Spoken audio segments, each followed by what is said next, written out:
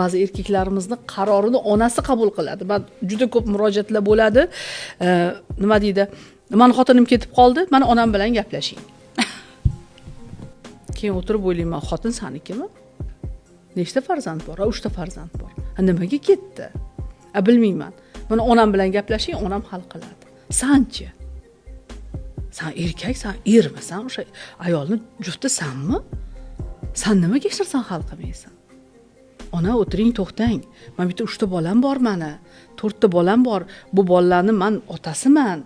Men buni tashlab qo'ya olmayman. Mayli uni onasi siz bilan chiqishmagandir. Lekin meni bolalarimda nima ayb deb, nima uchun erkak kishi ayta olmaydi? Qo'rqadi. Onalarning shunaqa manipulyatsiyasi bor-da.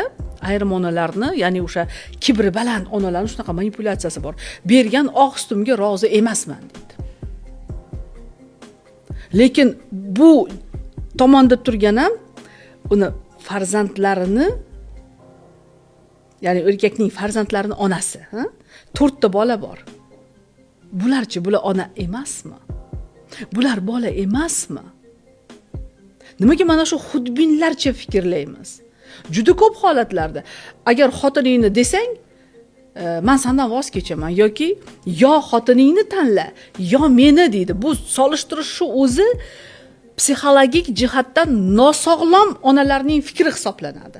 Ya'ni ona o'zini hech qachon o'g'lining jufti bilan, kelini bilan solishtirishi mumkin emas. Ona muqaddas. Shu jumladan o'g'lining ayoli, farzandlarining onasi ham muqaddas. U ham ayol, bu ham ayol. Bu yerda psixologik nosog'lomlik bor deyman. Ya'ni o'sha shu gapni gapirgan ayollar, qaynonalar sog'lom emas, sog'lom fikrlamaydi.